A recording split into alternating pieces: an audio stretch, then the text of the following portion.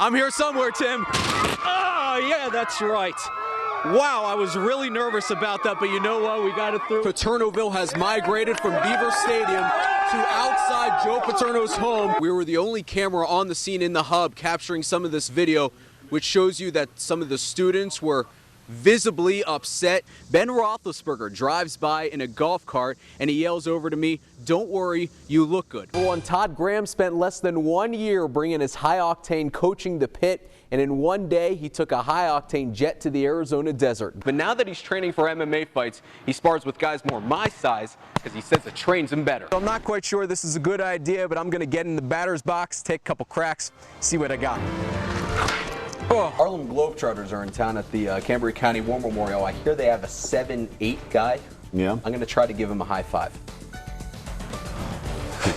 Penn State fans like the ones behind me started arriving at Joe Paterno's home in State College around 5 o'clock this evening, all waiting for Joe to say something. Finally, around 6:30, he came out of his house. Hi, you guys. I've lived for this place. I've lived for people like you guys and girls. And I'm just so happy to see that, that you feel so strongly about us and about your school. When Paterno came out of his home, he was treated like a rock star. We love Joe! We love Joe! He did not answer any questions, only addressing the hundreds who arrived at his home. He did speak about the ongoing sex abuse scandal involving Jerry Sandusky. I think we ought to say a prayer for them because, they were tough life when people do certain things to you. The scene was one of a rally. Yeah! Students showing unwavering support for their 84-year-old coach, as well as school pride. I felt bad for him because I feel like he couldn't even get to his front door, and then when he got to it into this garage, him and Sue just hugged, and she was crying and she was upset. I felt bad for her. The way our judicial system works, you're innocent until proven guilty, and he isn't being charged with anything, so we need to continue to show him support. Paterno was asked if he is still the head coach, but a woman trying to lead the coach out of the crowd said that is not the time for this. The New York Times reported Tuesday morning that the university was already planning an exit strategy for Paterno. By the sounds of the Penn State students today, they don't want their coach leaving anytime soon. Reporting from State College, Matt Maisel, 6 Sports. This is Sean Steffi, senior pitcher for the Mount Aloysius baseball team. But to his friends, he's known as Wiffle Boy. Well, it took practice. It didn't start right off the bat. I had to go out in my backyard and just try different things. I watched a lot of YouTube videos and I learned from that. Randy Johnson, eat your heart out. 97. Again. Sean has taken one of our favorite backyard games and has become unstoppable. He uses 4 pitches, a screwball, a slider. That way, once it's spinning, holes are in a line and it breaks left. And what the wiffle ball community calls a drop and a riser. And his videos have become viral on YouTube, gaining over 500,000 views. Oh, I love it. It all roots back to YouTube when I saw a video originally of all these guys throwing insane pitches with movement, with speed, and the desire to go out and become one of them and be looked up to, and just, I don't even know how to describe it. So I'm not quite sure this is a good idea, but I'm going to get in the batter's box, take a couple cracks, see what I got. Oh.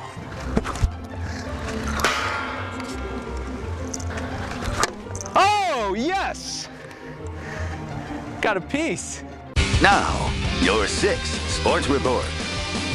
Good evening, everyone. Pitt and West Virginia have met every year on the court since 1918, but with there being no guarantee of playing after this season, tonight could be the last meeting in this backyard basketball. Pitt coming in having lost 2 straight. West Virginia has lost 5 of 6, and about as close a game as you could expect in the first half. Talib Zana on the follow. Pitt was up 1, but in the second half, totally different story. Jabari Hines for the Mountaineers spots up for 3.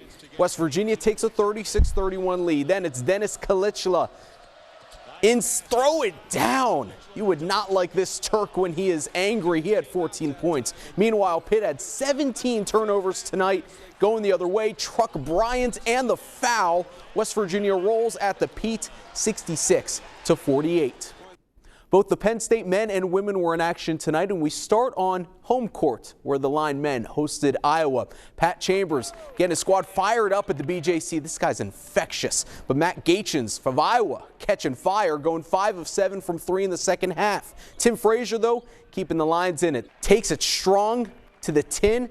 We're just going to stick with this. Frazier at 18 points, also solid on defense. The pressure here helps force the turnover, and it's Ross Travis up ahead to Nick Colella, who lays it up and in. Iowa would get within 2, but with under 2 to play, Jermaine Marshall, the pride of Redland, Pennsylvania, puts Penn State up 66-61 with the 3. Lions go on to win 69-64. Out in Purdue, Coquise, Washington, and the first place Lady Lions at the 17th ranked Boilermakers. Second half, Machine Gun Maggie. Step back 3 for Maggie Lucas. That is silly and unguardable. Just under 9 minutes into the second half, Penn State hanging on to a 3-point lead. Here comes Purdue. Antoinette Howard gets it back after her own miss. Purdue's within 1. Same score. Just a minute later, it is Lucas again. How does she get that wide open? She had 28 points on the night. Penn State starts to pull away. 2 seconds on the shot clock. Mia Nixon with the dagger. Penn State goes up 7 and wins 74-63.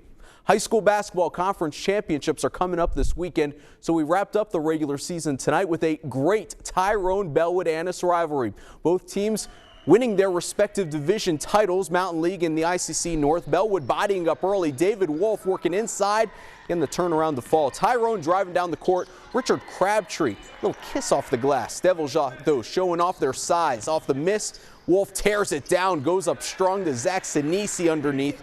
Golden Eagles, though, begin to take off, taking flight. Steve Franco throws it down. Franco then goes cross court to Crabtree.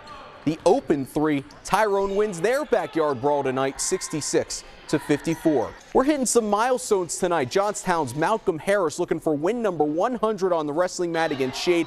Third period, Harris gets the pin and becomes just the second Trojan in history, the school's history, to win 100 matches. A huge moment for him, joining Anthony Andrews as the only other 100 match winners at Johnstown. Next match, 152. Shade's Wolf Otten, the defending District 5 champ, gets some back points. Wolf wins the bout, but Johnstown howls to win the match 33-18.